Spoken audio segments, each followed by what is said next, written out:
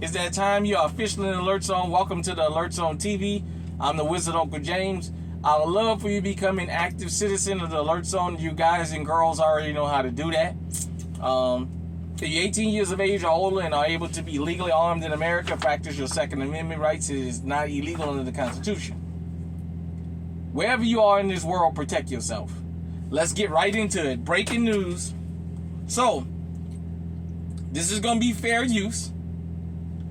I want you guys to see. I don't know how good you guys can see that. You see that picture of Christopher Dorner? I'll read you the headline. Christopher Dorner's gun used in Beverly Hills watch robbery, officials say. So for those of you who don't know, there was a robbery in Beverly Hills where a hotel guest had $1 million watch on and was robbed by a Colombian and a Venezuelan. It's on video. When they recovered the gun and ran the serial numbers, it was the gun that was registered to Christopher Dorner. It came out of evidence. You know, when I started this channel, yeah, we're going down that road again. I told you guys and girls I was going to intersect firearms and a lot of different social and racial and political avenues and lawful avenues that you guys and girls might have never thought about. And some of y'all didn't want to hear because maybe you didn't want to hear the truth, and some people just didn't know. I want to say, okay, it's from Fox News, Fox 11, Los Angeles. If you guys want to see the story on that, I'm not going to play it here, but it is fair use. One of the investigators mentioned about that gun possibly being taken out of evidence. That's how it got in the street.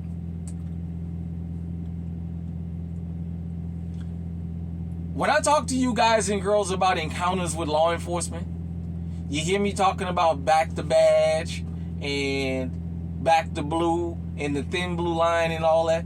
I'm not anti-law enforcement. But if we're going to point out crimes, here in the Alert Zone, we do it across the board.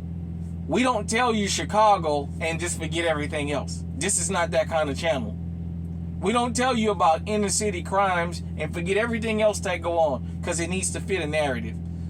Everybody is welcome here. Hell, criminals come and visit this channel. I'm pretty sure they do. That's fine.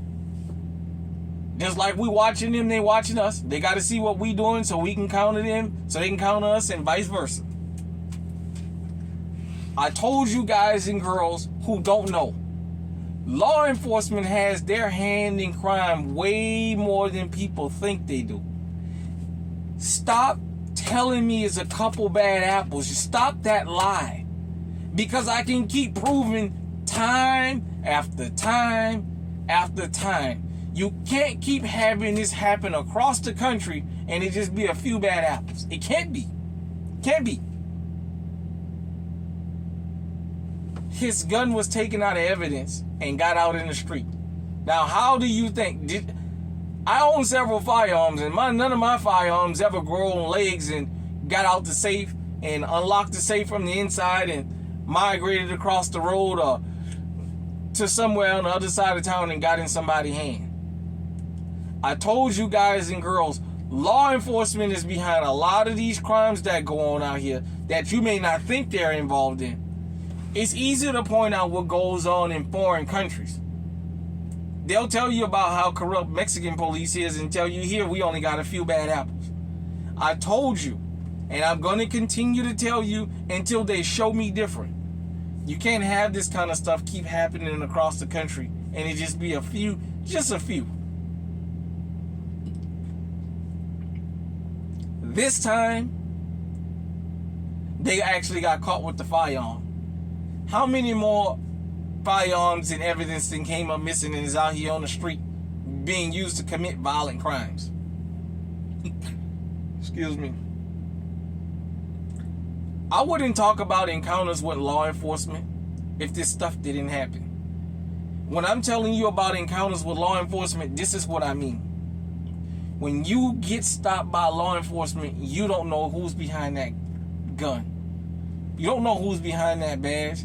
You assume this person is stopping you in professional and good faith.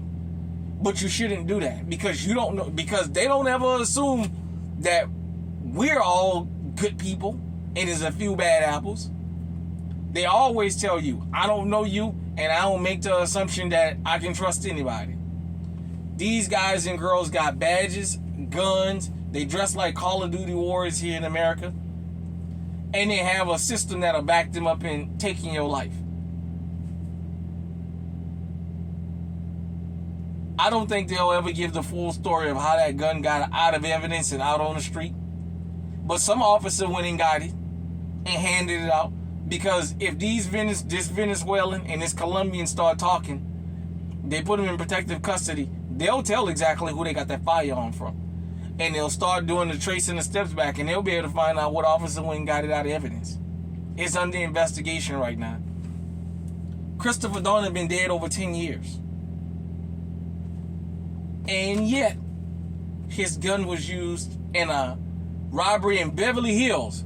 For those of you who think that you're going to move to these high-end places and you're going to be immune from crime, I told you, the domestic criminals ain't the ones you got to worry about now.